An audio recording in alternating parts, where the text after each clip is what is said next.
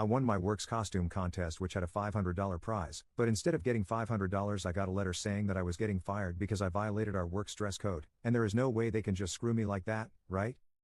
I work in a large office setting in Alabama. It's not a call center but has a similar environment.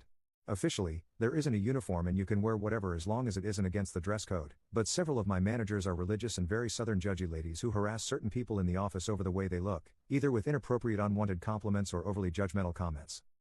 I'm a very tall guy who works out and I've gotten both sides of it, the latter because I have very long hair and they call me a hippie.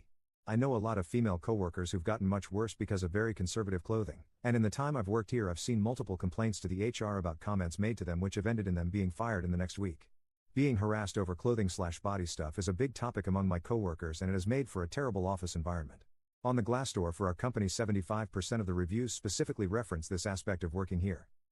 A few days prior to the 31st, I found out my work was doing a costume contest. I had a somewhat high-effort costume I was reusing from a comic convention, and I decided to wear it again, not really expecting to win. My workplace has over 100 employees and the top prize for winning included $500 in cash and several gift cards.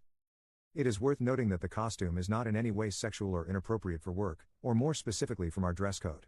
If you are curious, the character I dressed up as was Gona Gokuhara, and if you Google him nothing is inappropriate about his design/against our dress code save for being barefoot, and I broke character for that by wearing sandals. The most inappropriate thing I can think of is that there were fake bug toys in the bug box. Virtually no one is our office dressed up, which I wasn't expecting but it made sense. It was me, one new girl who wore a kitty ear headband and a set of cheap fairy wings, and several of my female managers, all of whom went all out. Everyone in my office has strong resentment for our managers for reasons mentioned above and I ended up winning the vote because of it. The headband girl won second. I was told that I'd be sent my prize via direct deposit yesterday. I did not, and instead got an email explaining that I was being terminated for abuse of the office dress code. When I called my manager for clarification, she said that my costume clearly violated dress code. After I asked what rule it was that I broke, she told me that I knew what it was and was hung up on. I'm young and I've honestly never dealt with a level of blatant unprofessionalism in the workplace on this level before and I really don't know what to do. Do I have rights on this? They can't seriously do that, right?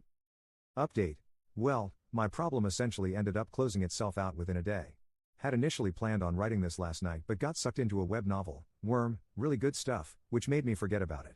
A lot of people had questions about stuff, so to clarify, our office does have a defined and written dress code, but it is very lax, at least on paper. Things are specifically listed in what we can and cannot wear, and the latter category is made up of very few things, beyond explicit stuff. As I said, I do not work in a call center, just a similar environment, specifically an audio transcriptionist service.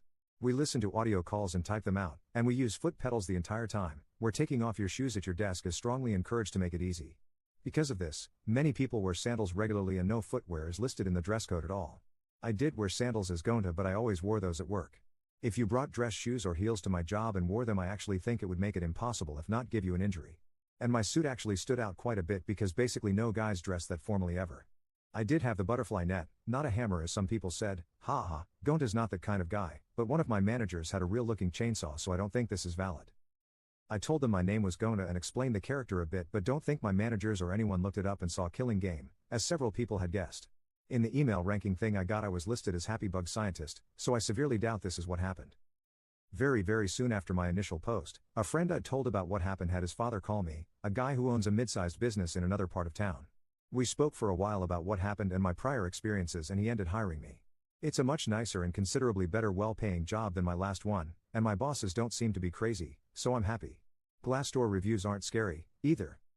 I was still a bit salty over the $500, and I had planned on maybe finding out if there was a way to report them for holding a fraudulent contest or something even if I had little recourse on the job, but one of my managers actually ended up passing away after a car accident and another who was with her is in the hospital under critical condition, last I'm told, and has apparently suffered some brain damage. Obviously I wasn't on good terms with them but I didn't want that to happen. Pursuing the money at this point seems in bad taste so I've decided to let it go. She wasn't nice to me but hopefully my second manager ends up being as fine as she can be given the circumstances. Thank you again for the legal advice and empathy helped me through this, even if things just sort of ended up happening themselves. Workers' rights do seem to be pretty screwed up in this country though, haha.